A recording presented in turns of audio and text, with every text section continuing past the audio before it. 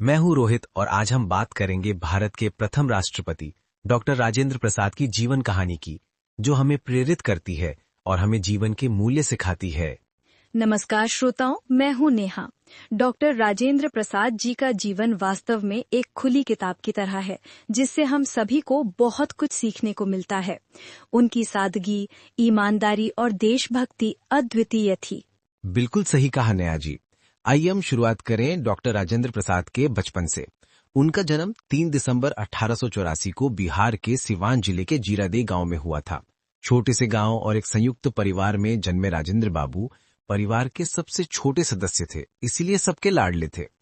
हाँ, और बचपन से ही उनमें असाधारण प्रतिभा थी। उनके परिवार का माहौल बहुत ही धार्मिक और मूल्यपरक था। उनकी माता कमलेश्वरी देवी भक्ति गीत गाया करती थीं और उन्हें रामायण और महाभारत की कहानियां सुनाया करती थीं।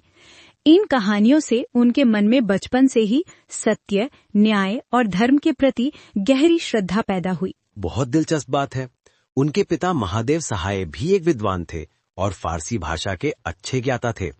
इस तरह के परिवेश में पलने के कारण राजेंद्र बाबू में पढ़ाई के प्रति गहरा लगाव विकसित हुआ। उनकी प्रारंभिक शिक्षा घर पर ही शुरू हुई और फिर स्थानीय स्कूल में भी पढ़े। और जानते हैं रोहित जी, वे बचपन से ही बहुत ही मेहनती और प्रतिभाशाली छात्र थे।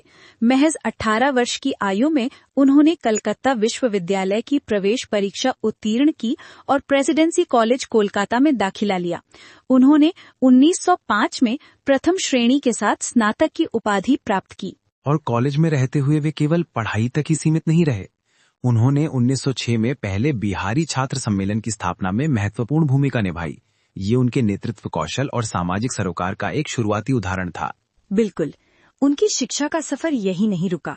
उन्होंने दिसंबर 1907 में कलकत्ता विश्वविद्यालय से अर्थशास्त्र में एमए की डिग्री हासिल की और फिर कानून में भी उन्होंने स्नातकोत्तर किया।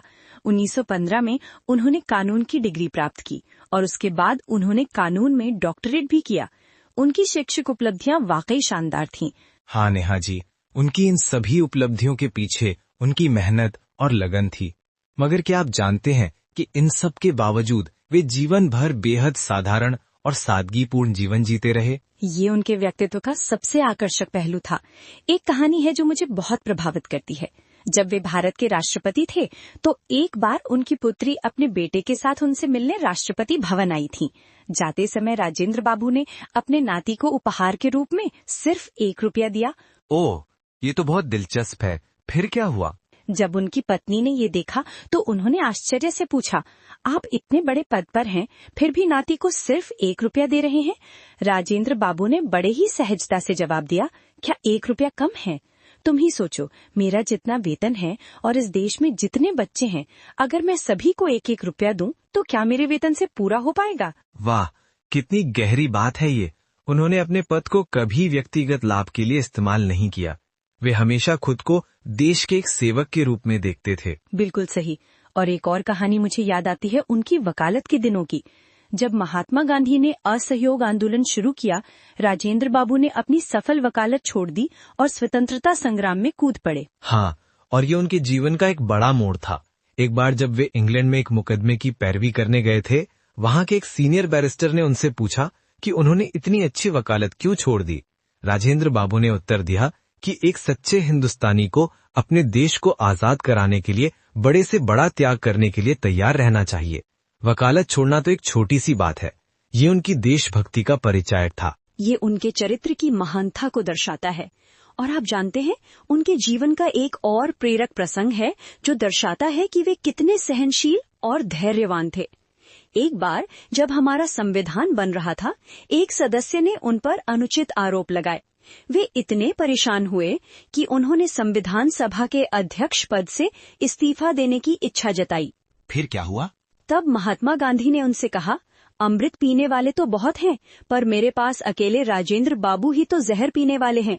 वे जहर से घबरा जाएंगे तो कौन पिएगा?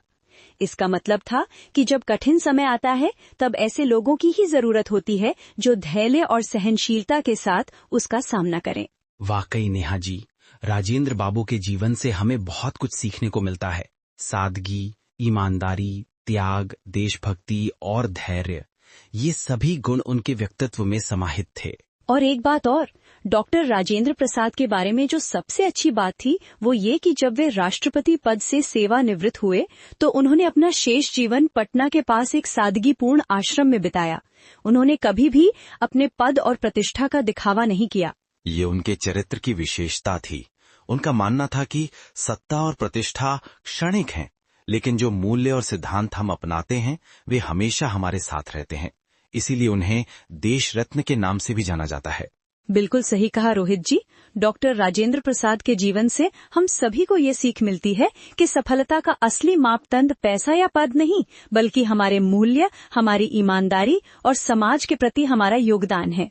नेहा जी, बहुत ही सुंदर संवाद हुआ आज का। मुझे उम्मीद है हमारे श्रोताओं को डॉक्टर राजेंद्र प्रसाद के जीवन से जुड़ी ये बातें और प्रेरक कहानियां पसंद आई होंगी। मुझे भी ऐसा ही लगता है।